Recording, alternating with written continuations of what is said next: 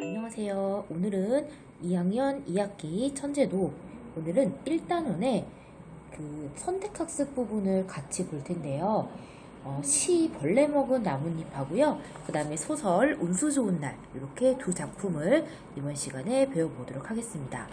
자, 여기 우리 친구들은 아마 책에 이렇게 필기가 다 돼 있을 거예요. 그래서 선생님도 오늘은 필기가 다 돼 있는 책을 가지고 왔어요. 그래서 따로 필기를 할 건 없기 때문에 밑줄을 긋거나 아니면 조금 더 필기가 필요한 부분에만 필기를 하시면 되겠습니다.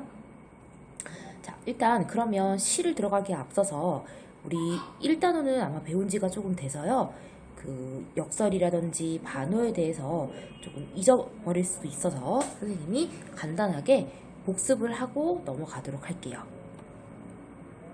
자, 먼저 우리가 오늘 처음 배울 벌레 먹은 나뭇잎이라는 시는요, 역설이 사용된 시예요. 자, 역설은 우리가 배우기로 어떻게 배웠었냐면 겉으로 문장 자체, 자, 이때 말하는 이제 겉으로는 문장을 이야기하죠. 자, 겉으로는 뭐가 된다? 모순되거나 혹은 불합리해 보이지만 실제로는 그 안에 삶의 진리나 진실을 담고 있는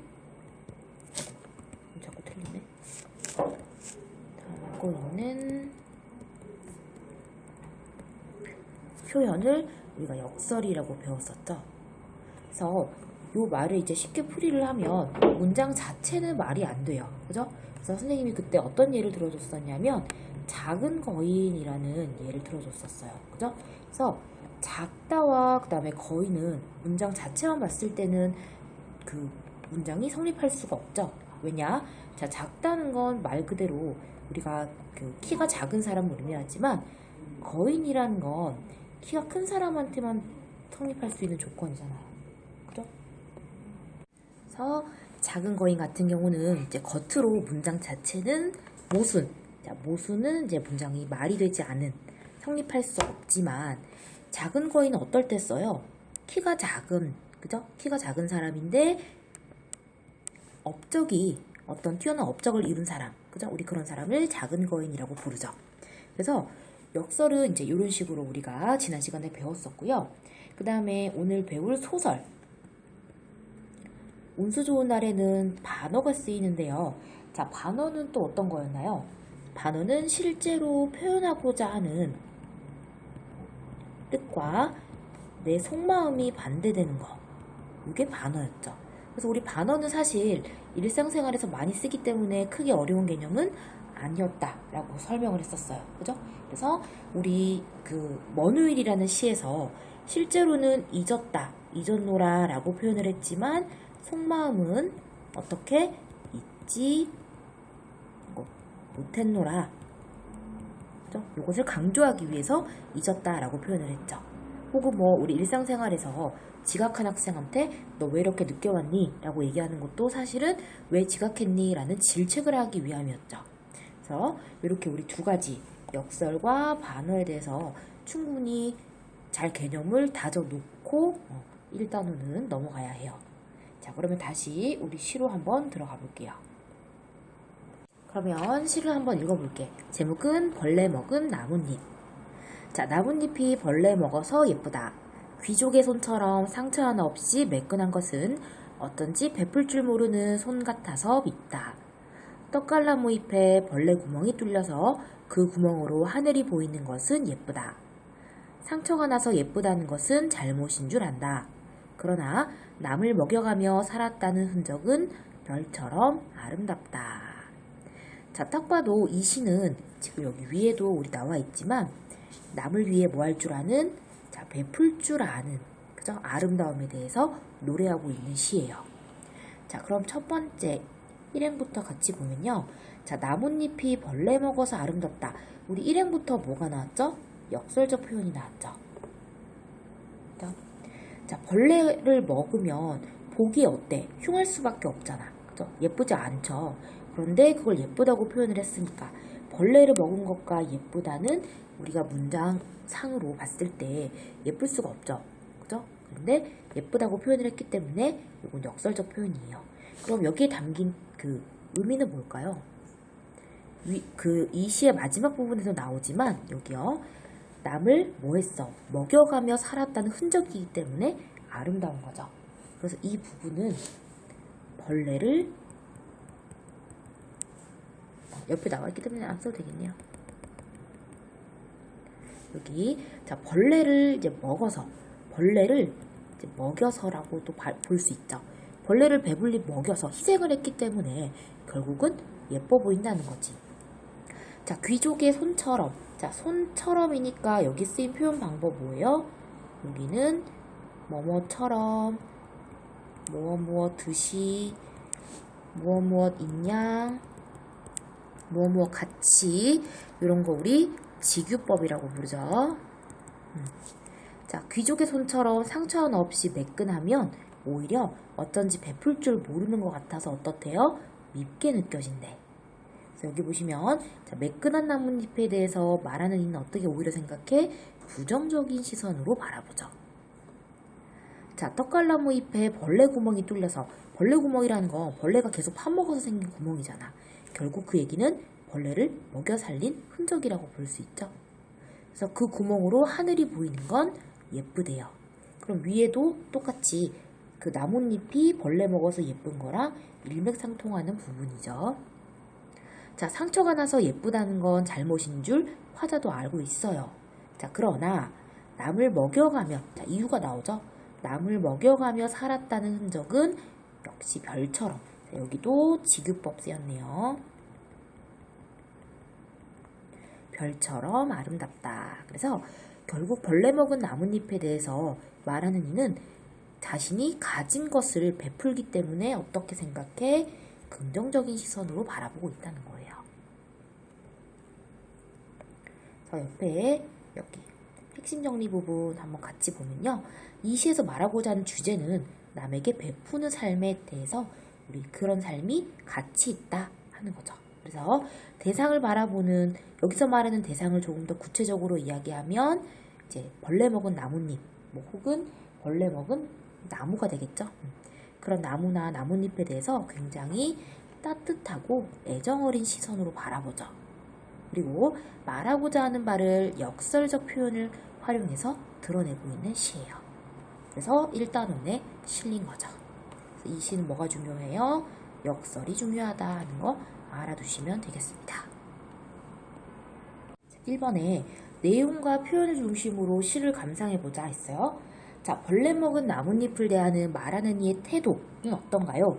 자, 관심, 애정 어린 태도로 바라보고요. 또 따뜻하고 굉장히 긍정적인 시선으로 바라보죠. 남을 먹여 살리니까요. 2번, 자, 시에서 역설이 드러난 구절을 찾고요. 그렇게 생각한 이유를 적어보자 했어. 자, 역설이 드러난 구절은 시의 일행이었죠. 나뭇잎이 벌레 먹어서 예쁘다. 자, 이유는 벌레 먹은 것은 사실 예쁘지 않죠. 그런데 그 부분을 예쁘다라고 표현을 해서 얼핏 모순되어 보여. 하지만 자, 벌레에게 자신이 가진 것을 베풀 줄 아는 나뭇잎이 아름답고 가치 있는 존재라고 생각하는 그 의미를 잘 담아내고 있죠. 3번. 자, 앞의 활동을 바탕으로 시의 주제를 정리해보면 남에게 베푸는 삶이 가치 있다. 혹은 남과 더불어 사는 삶이 아름답다라는 걸 화자는 이야기하고 싶어 해요. 자, 역설을 활용해서 뭐 광고 문구를 만들어 보자. 자, 넘어가서 두 번째 운수 좋은 날 같이 볼게요. 현진건 작품인데요. 자, 먼저 위에 같이 읽어보면 뭐 스포 아닌 스포가 되겠지만 워낙에 또 유명한 소설이기도 하고요. 다 아는 친구들도 있을 거라고 생각을 해요. 자, 1924년 개벽 48호에 발표된 단편 소설로 1920년대 도시 하층민의 삶을 김첨지라는 인력거꾼의 하루를 통해 보여주고 있다. 자, 그 김첨지는요, 이름이 아니에요. 그 나이가 많은 남자를 첨지라고 부르고요. 그 다음에 인력거꾼이라는 건 사람이 끄는 그 이동 수단이 되죠. 그 안에 사람을 태워서 이제 수레처럼 끌고 다니는 거지. 그래서 그 김첨지라는 어떤 한 남자를 통해서 1920년대 하층민의 삶을 잘 보여줘요. 그리고 자, 제목이 운수 좋은 날이죠. 그래서 그 운수가 좋은 하루, 이 사람이 초반에 돈을 많이 벌어요. 유독 이날 돈을 많이 버는데 결국 집에 가면 아픈 아내가 죽어 있어. 그래서 비극적 결말로 이제 끝을 맺게 되는데요. 그게 이제 어떻게 보면 반전이 되고요. 그리고 제목도 운수가 좋은 날인데 아내가 죽은 운수가 최악인 날이지. 그러니까 반어적 제목이라 볼 수 있고. 근데 만약에 제목이 운수 나쁜 날 이래버리면 그다지 비극성이 뭐 크다고 볼 수 없잖아. 근데 운수 좋은 날 해놓고서 아내가 죽기 때문에 현실의 비극성을 극대화했다고 볼 수 있죠. 그리고 작품 전반에 이제 인물의 심리가 아주 구체적으로 제시가 되면서 사실성을 극대화하고 있고 더하고 있고요. 또 비속어, 그러니까 욕이 자주 등장해요. 다 그런 건 아니지만 이제 비속어는 주로 이제 하층민의 생활상을 조금 더 생생하게 전달하는 그런 역할을 하죠. 그리고 뭐 시대적인 배경, 요 중간에 이제 뭐 네모치는 단어들 나오고요. 그 다음에 인물의 특성들, 그다음 작품의 내용 이런 것과 잘 어울러져서 1920년대 사실주의 문학의 기틀을 다진 작품으로 아주 평가가 잘 되고 있죠. 워낙에 유명한 작품이에요. 자, 한번 읽어볼게요.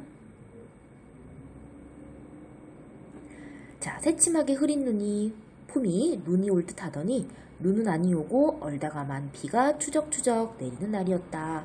자, 지금 우리가 가만히 이 그 문장을 읽어서 곱씹어보면 그 눈은 올 것 같은데 눈은 안 오고 비가 추적추적 내려. 그러니까 눈이 올 것 같다고 했으니까 계절적 배경은 아마 겨울일 거예요.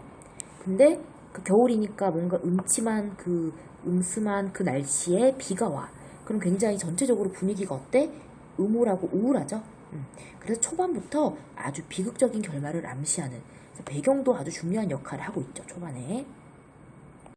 자, 이날이야말로 동소문 안에서 인력거꾼 노릇을 하는, 자, 인력거꾼 요거 지금은 이제 없어진 직업이기 때문에 요런 단어가 이제 시대적인 배경을 알려주는 단어라고 볼 수가 있는 거죠. 그죠? 밑에도 나와 있지만 이제 김첨지라는 그 사람의 직업을 통해서 혹은 인력군이라는 직업을 통해서 시대적 배경을 알 수가 있다 하는 거예요. 1920년대에. 자, 인력거꾼 노릇을 하는 김첨지에게는 오래간만에도 닥친 운수 좋은 날이었다.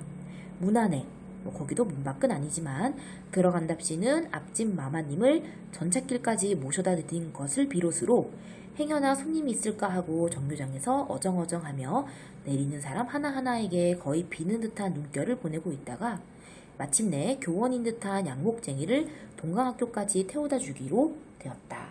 동강학교도 지금 없어진 학교라서 이것도 시대적 배경 알 수 있는 단어야. 자, 첫 번에 30전. 자, 전이라는 건 밑에 나와 있죠? 우리나라의 옛날의 화폐 단위이기 때문에 이 전 역시 시대적 배경 알려주는 단어. 자, 둘째 번에 50전. 아침 대바람에 그리 흉치 않은 일이었다. 그야말로 재수가 옴붙어서, 재수가 옴붙었다는 건 재수가 없다는 얘기야. 그 열흘 동안 돈 구경도 못한 김첨지는 10전짜리 백동화 서푼 또는 5푼이 찰칵하고 손바닥에 떨어질째 거의 눈물을 흘릴 만큼 기뻤었다. 그러니까 지금 기뻤다라고 인물의 심리가 직접적으로 제시가 되고 있어요. 더구나 이날 이때에 이 80전이란 돈이 그에게 얼마나 유용한지 몰랐다. 컬컬한 목에 모주, 술이에요. 한 잔도 적실 수 있거니와 그보다도 앓는 아내에게 설렁탕 한 그릇도 사다 줄 수 있습니다. 그러니까 굉장히 아내를 생각하는 김첨지의 마음이 드러나죠. 그의 아내가 기침으로 콜록거리기는 벌써 달포, 한 달이 조금 넘는 기간. 자, 조밥도 굶기를 먹다시피 하는 형편이니 물론 약한 첩 써본 일이 없다. 구태여 쓰려며 못 쓸 바도 아니로되 뭐 아니지만, 자, 그는 병이란 놈에게 약을 주어 보내면 재미를 붙여서 자꾸 온다는 자기의 신조, 즉 자기의 생각에 어디까지 충실하였다. 굉장히 어떤 성격? 고지식한 성격이야. 고지식하다는 건 지식이 많다 이런 얘기가 아니라요. 그러니까 나름대로 자기 주관이 뚜렷하다. 좋게 얘기하면 자기 주관이 뚜렷하다 이런 얘기고요. 나쁘게 말하면 요즘 말로 꼰대 같은 뭐 그런 성격이야. 한번 자기가 이렇게 정한 그 의견을 쉽게 바꾸지 않는다는 거예요. 그러니까 약을 자꾸 쓰면 병도 자꾸 달라붙는다 그런 거지. 따라서 의사에게 보인 적은 없으니 무슨 병인지는 알 수 없으되 반드시 누워가지고 일어나기는 새로해. 그러니까 일어나기는커녕 모로도 즉 이제 뭐 옆으로도 못 눕는 걸 보면 중증은 중증인 듯. 병이 이토록 심해지기는 열흘 전에 조밥을 먹고 체한 때문이다. 그때도 김첨지가 오래간만에 돈을 얻어서 좁쌀 한 대와 10전짜리 나부 한 단을 사다 주었더니 김첨지의 말에 의지하면 그년이 천방지축으로 냄비에 대고 끓였다. 마음은 급하고 불길은 달지 않아 채 익지도 않은 것을 그년이 숟가락은 고만두고 손으로 움켜서 주뺨에 주먹덩이 같은 혹이 붉어지도록 누가 빼앗을 듯이 처박질 하더니만 너무 배고프니까 설 익은 걸 막 이렇게 손으로 먹은 거야 아내가. 그날 저녁부터 가슴이 당긴다 배가 캥긴다고 눈을 홉두고 지랄병을 하였다. 그러니까 여기도 보시면 지금 뭐 아내한테 그년이 뭐 이런 말도 하고 지랄병 이런 얘기를 하잖아.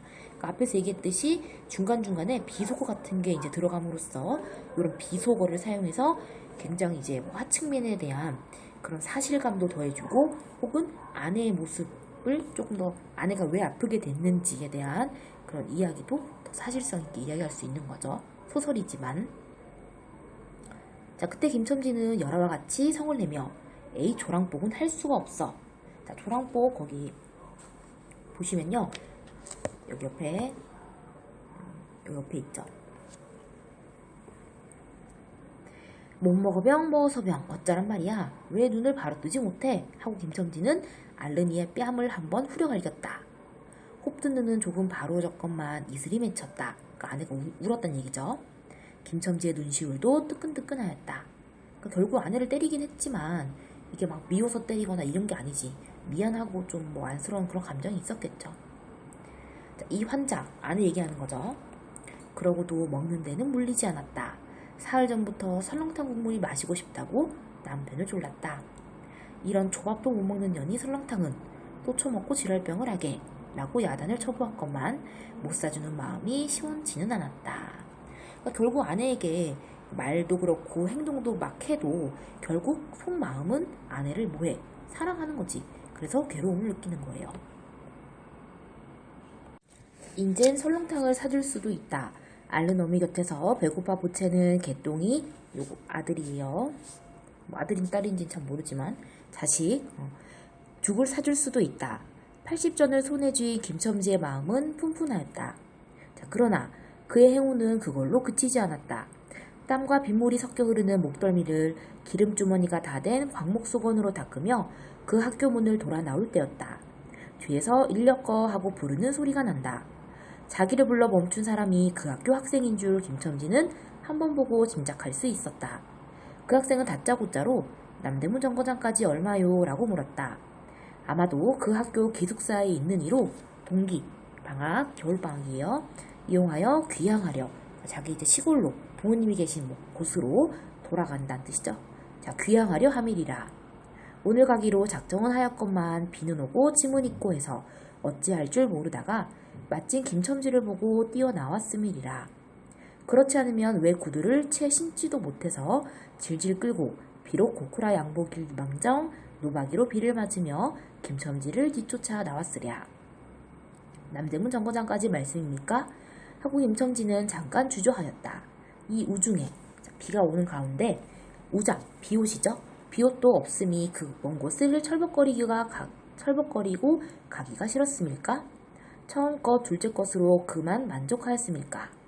그러니까 처음에 돈을 버는 것으로 그냥 만족했을 하고 집에 갈까? 그 얘기죠. 아니다. 결코 아니다. 이상하게도 꼬리를 맞물고 덤비는 이 행운 앞에 조금 겁이 났습니다. 그리고 집을 나올 때 아내의 부탁이 마음에 캥겼다.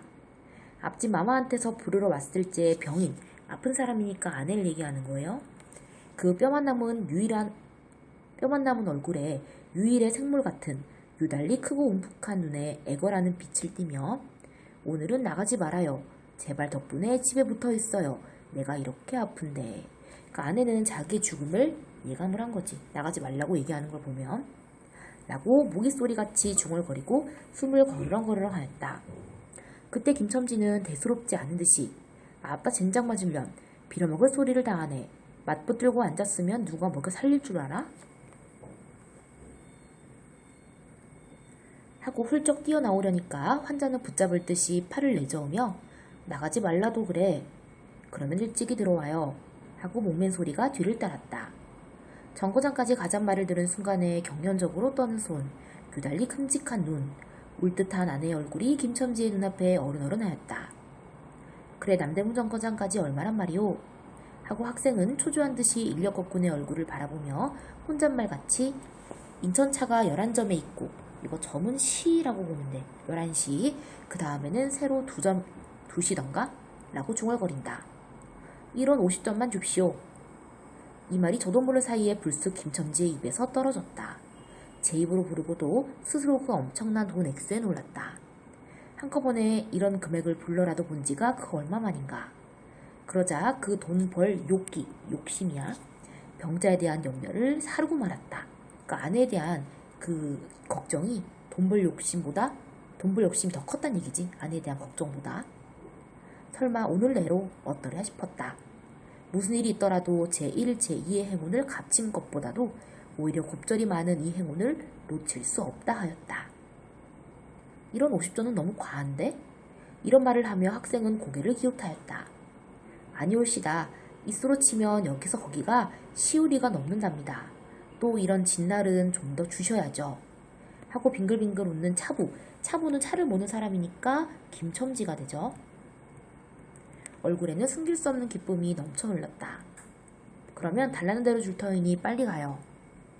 관대한 어린 손님은 이런 말을 남기고 총총히 옷도 입고 짐도 챙기러 제 갈대로 갔다. 그 학생을 태우고 나선 김첨지의 다리는 이상하게 거뿐하였다. 다름질을 한다느니 보다 거의 나는 듯하였다. 바퀴도 어떻게 속히 도는지 구른다니 보다 마치 얼음을 지쳐나가는 스케이트 모양으로 미끄러져 간 듯하였다. 언 땅에 비가 내려 미끄럽기도 하였지만 이윽고 끄는 이의 다리는 무거워졌다. 자기 집 가까이 다다른 까닭이다. 새삼스러운 염려가 그의 가슴을 눌렀다. 오늘은 나가지 말아요. 내가 이렇게 아픈데. 이런 말이 잉잉 그의 귀에 울렸다. 그리고 병자의 움쑥 들어간 눈이 원망하는 듯이 자기를 노리는 듯하였다. 그러자 엉엉하고 우는 개똥이의 곡성을 들은 듯 싶다. 딸꾹딸꾹하고 숨 모으는 소리도 나는 듯 싶다. 왜 이러오 기차 놓치겠구먼. 하고 타니의 초조한 부르짖음이 간신히 그의 귀에 들어왔다. 언뜻 깨달으니 김첨지는 인력거 채를 쥔 채 길 한복판에 엉거주춤 멈춰있지 않은가. 예. 하고 김첨지는 또다시 다름질하였다. 집이 차차 멀어갈수록 김첨지의 걸음에는 다시금 신이 나기 시작하였다. 자, 이 부분.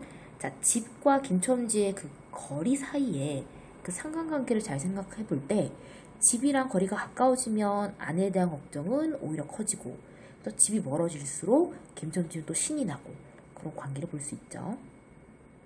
자, 다리를 제게, 즉 빨리 놀려야만 쉴 새 없이 자기의 머리에 떠오르는 모든 근심과 걱정을 잊을 듯이. 정거장까지 끌어다주고 그 깜짝 놀란 1원 50전을 정말 제 손에 쥐매 제 말 맞다나 10리나 되는 길을 비를 맞아가며 질퍽거리고 온 생각은 아니하고 거저나 공짜로 얻은 듯이 고마웠다. 졸분하된 듯이 기뻤다. 제 자식벌밖에 안 되는 어린 손님에게 몇 번 허리를 굽히며 안녕히 다녀오십시오 라고 깍듯이 재우쳤다. 그러나 빈 인력거를 털털거리며 이 우중에 돌아갈 일이 꿈밖이었다. 노동으로 하여 흐른 땀이 식어지자 굶주린 창자에서 물 흐르는 옷에서 어슬어슬 한기가 솟아나기 비롯하며 이런 50전이란 돈이 얼마나 괴치 않고 괴로운 것인 줄 절절히 느꼈다. 정거장을 떠나가는 그의 발길은 힘 하나 없었다. 온몸이 웅숭그려지며 당장 그 자리에 엎어져 못 일어날 것 같았다. 젠장 맞을 것. 이 비를 맞으며 빈 인력거를 털털거리고 도라를 간담? 이런 빌어먹을. 비가 왜 남의 상판을 딱딱 때려? 그는 몹시 화증을 내며 누구에게 반항이나 하는 듯 개걸거렸다. 그러니까 이제 주어가 없는 분노지. 그러니까 힘든 결국은 현실에 대한 분노예요. 자, 그럴 쯤에 그의 머리엔 또 다른 새로운 광명이 비쳤나니 그것은 이러고 갈 게 아니라 이 근처를 빙빙 돌며 차 오기를 기다리면 또 손님을 태우게 될는지도 몰라 란 생각이었다. 오늘은 운수가 괴상하게도 좋으니까 그런 요행은 행운이에요. 또 한 번 없으리라고 누가 보증하랴. 꼬리를 굴리는 행운이 꼭 자기를 기다리고 있다고 내기를 해도 좋을 만한 믿음을 얻게 되었다. 그렇다고 정거장 인력국군의 등살이 무서우니 정거장 앞에 섰을 수는 없었다. 그래 그는 이전에도 여러 번 해본 일이라 바로 정거장 앞 전차 정류장에서 조금 떨어지게 사람 다니는 길과 전차길 틈에 인력거를 세워놓고 자기는 그 근처를 빙빙 돌며 형세를 관망하기로 하였다. 얼마 만에 기차는 왔고 수십 명이나 되는 손이 정류장으로 쏟아져 나왔다. 손은 손님. 그 중에서 손님을 물색하는 김첨지의 눈에 양머리에 뒤축 높은 구두를 신고 망토까지 두른 기생 퇴물인 듯 남북 여학생인 듯한 여편네의 모양이 띄었다. 그는 슬그슬근 그 여자의 곁으로 다가들었다. 아씨, 인력거 아니 타시랍시오? 그 여학생인지 뭔지가 한참은 매우 때깔을 대며 입술을 꼭 다문 채 김첨지를 거들떠보지도 않았다. 김첨지는 국어를 하는 거지나 무엇같이 연애연방 계속해서 그의 기색을 살피며 아씨, 정거장 애들보다 아주 싸게 모셔다 드리겠습니다. 댁이 어디신가요? 하고 추근추근하게 그 여자의 들고 있는 일본식 버들고리짝에 제 손을 대었다. 왜래 난 귀찮게. 소리를 병력같이 지르고는 돌아선다. 김첨지는 어랍쇼 하고 물러섰다. 전차가 왔다. 김첨지는 원망스럽게 전차 타는 일을 노리고 있었다. 그러나 그의 예감은 틀리지 않았다. 전차가 빡빡하게 사람을 싣고 움직이기 시작했을 때 타고 남은 손님 하나가 있었다. 굉장하게 큰 가방을 들고 있는 걸 보면 아마 분비는 차 안에 짐이 크다 하여 차장에게 밀려 내려온 눈치였다. 김첨지는 되어섰다. 인력거를 타시랍시오? 한동안 값으로 승강일을 하다가 60전에 인사동까지 태워다 주기로 하였다. 인력거가 무거워지며 그의 몸은 이상하게도 가벼워졌다. 그러고 또 인력거가 가벼워지니 몸은 다시금 무거워졌건만 이번에는 마음조차 초조해온다.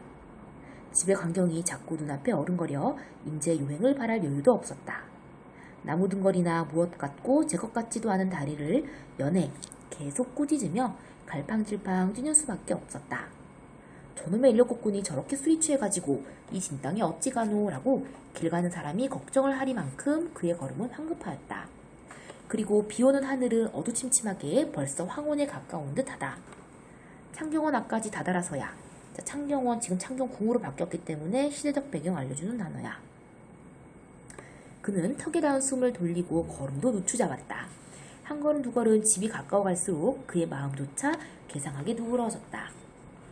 그런데 그 누그러움은 안심해서 오는 게 아니요, 자기를 덮친 무서운 불행을 빈틈없이 알게 될 때가 박두, 그러니까 곧 다가온 이런 뜻이죠. 두려워하는 마음에서 오는 것이었다.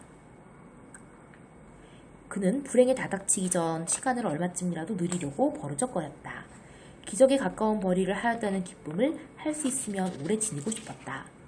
그는 두리번 사면을 살폈다. 그 모양은 마치 자기 집, 곧 불행을 향하고 달려가는 제 다리를 제 힘으로 도저히 어찌할 수 없으니 누구든지 나를 좀 잡아다고 구해다고 하는 듯하였다. 그럴 쯤에 마침 길가 선술집에서 그의 친구 치삼이가 나온다. 그의 우글우글 살찐 얼굴에 주홍이 돋는 듯 온 턱과 뺨을 시원스레 시커멓게 구렛나룻이 덮였거든.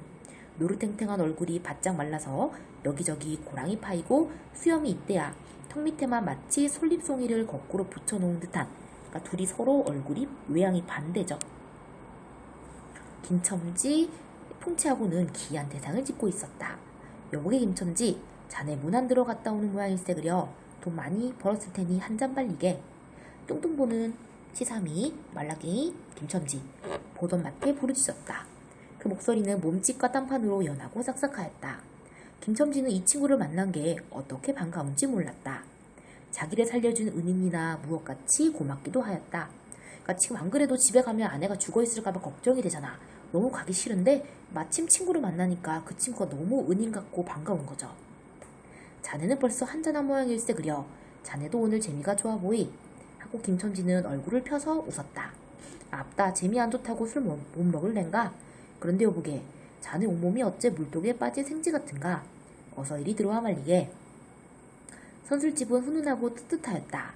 추어탕을 끓이는 소뚜껑을 열 적마다 뭉게뭉게 떠오르는 흰김, 석쇠에서 뻐지지 구워지는 너비아니, 굴이며 제육이며 간이며 콩팥이며 북어며 빈대떡, 이 너저분하게 늘어놓인 안주탁자.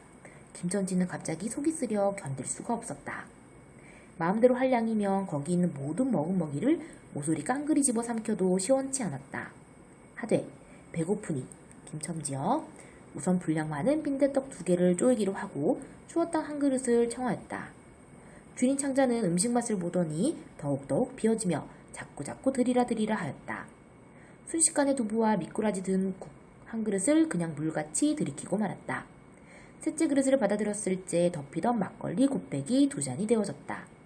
치사미와 같이 마시자 원원이 비었던 속이라 찌르르 하고 창자에 퍼지며 얼굴이 화끈하였다. 눌러 곱빼기 한 잔을 또 마셨다. 김첨지의 눈은 벌써 개게 풀리기 시작하였다. 석쇠에 얹힌 떡 2개를 숭덩숭덩 썰어서 볼을 불럭거리며 또 곱빼기 2잔을 부어라 하였다. 치삼은 의아한 듯이 김첨지를 보며 여보게 또 붓다니 벌써 우리가 넉 잔씩 먹었네.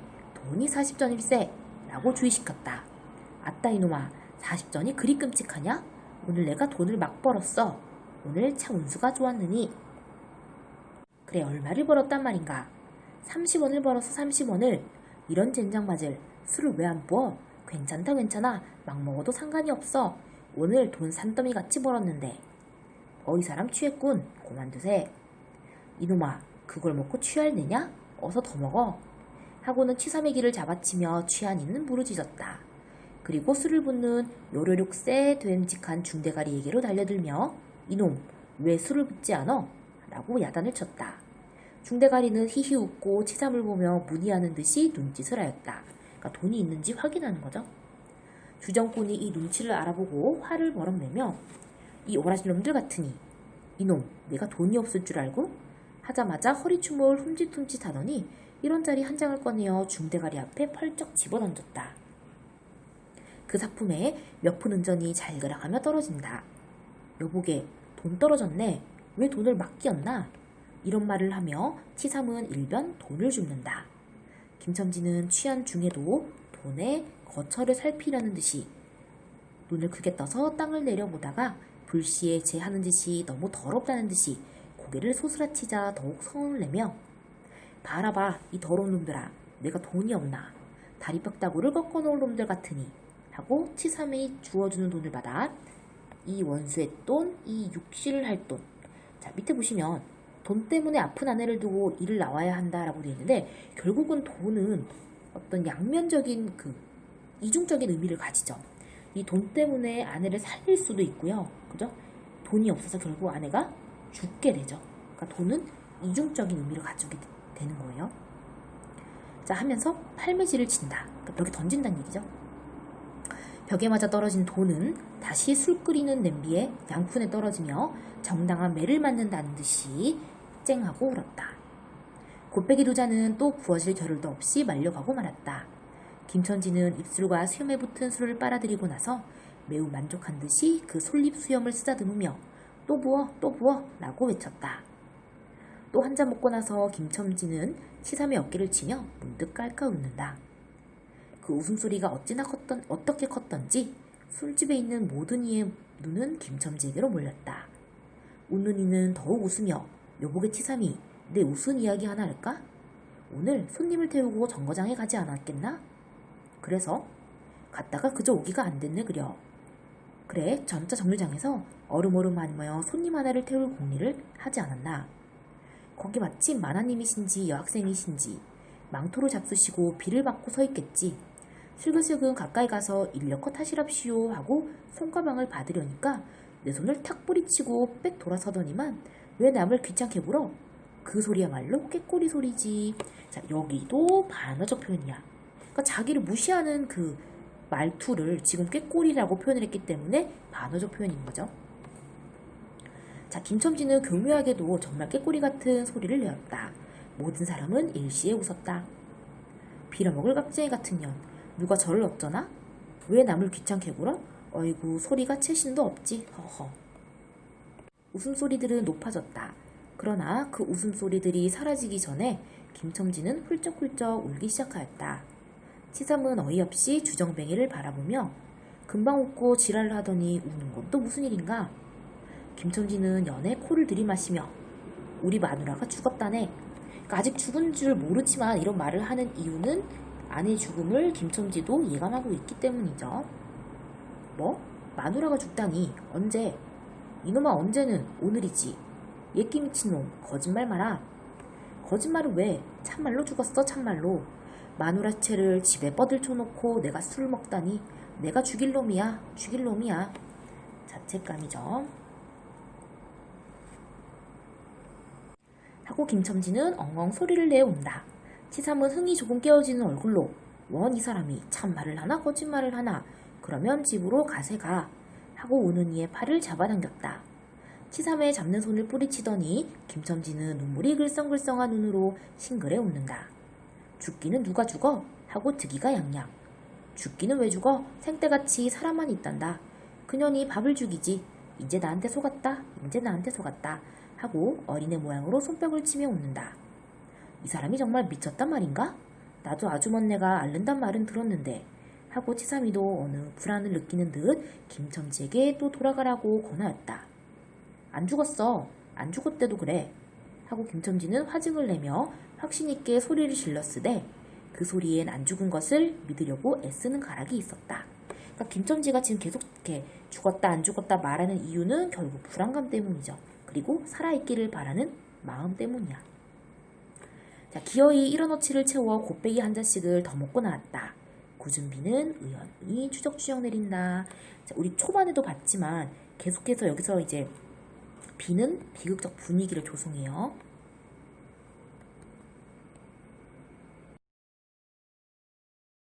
자, 김첨지는 취중에도 설렁탕을 사가지고 집에 다다랐다.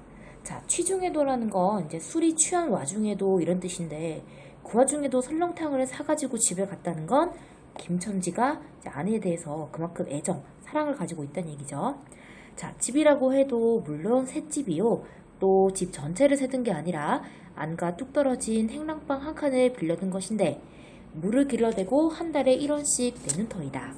그러니까 여기서 김첨지의 생활 형편을 알 수 있지. 굉장히 가난해요. 자, 만일 김첨지가 그러니까 술 기운을 띠지 않았던들 한 발을 대문 안에 들여놓았을지 그곳을 지배하는 무시무시한 정적. 폭풍우가 지나간 뒤에 바다 같은 정적에 다리가 떨렸으리라. 콜록거리는 기침소리도 들을 수 없다. 그르렁거리는 숨소리조차 들을 수 없다. 다만 이 무덤 같은 침묵을 깨뜨리는 무덤 같은 침묵은 여기 안에 죽음을 의미하죠. 자, 깨뜨린다니 보다 한층 더 침묵을 깊게 하고 불길하게 하는 빡빡하는 그윽한 소리, 어린애 젖바는 소리가 날 뿐이다. 만일 청각이 예민하니 같으면 그 빡빡한 소리는 빨다름이요. 꿀떡꿀떡하고 젖 넘어가는 소리가 없으니 빈젖을 빤다는 것도 짐작하는지 모른다. 혹은 김첨지도 이 불길한 침묵을 짐작했는지도 모른다. 그렇지 않으면 대문에 들어서자마자 전에 없이라는 건 한 번도 그런 적 없이 2년 남편이 들어오는데 나와보지도 않아? 이런 2년이라고 고함을 친 게 수상하다. 그러니까 계속 이 전에 하지 않은 행동을 하고 뭐 욕을 하고 이런 건 다 불길한 어떤 예감을 떨치기 위한 그런 행동들이지. 자, 이 고함이야말로 제 몸을 엄습해오는 무시무시한 짐을 쫓아버리려는 허장성세인 까닭이다. 허세란 뜻이죠. 자, 하여간 김첨지는 방문을 왈칵 열었다. 구역을 나게 하는 축이, 떨어진 삿자리 밑에서 나온 먼지네, 내는 냄새야, 빨지 않은 기저귀에서 나는 똥내, 오줌내, 가지각색 때가 켜켜이 앉은 옷내, 병인, 아픈 사람, 땀 썩은 내가 석인 축이가 무딘 김첨지의 코를 찔렀다. 그러니까 이제 그 아내의 방에서 나는 그 냄새를 아주 후각적으로 묘사하고 있는 부분이죠. 자, 방 안에 들어서며 설렁탕 한 구석을 놓을 사이도 없이 주정꾼은 목청을 있는 대로 다 내어 호통을 쳤다. 인연, 주야장천이라는 건 밤낮으로 이런 듯. 누워만 있으면 제일이야? 남편이 와도 일어나지 못해? 라고 소리와 함께 발길로 누구니의 다리를 몹시 찼다. 그러나 발길에 차이는 건 사람의 살이 아니고 나무 등걸과 같은 느낌이 있었다. 이미 죽었기 때문이죠. 딱딱하게 이제 사람이 죽으면 굳으니까. 자, 이때 빡빡 소리가 응아 소리로 변하였다.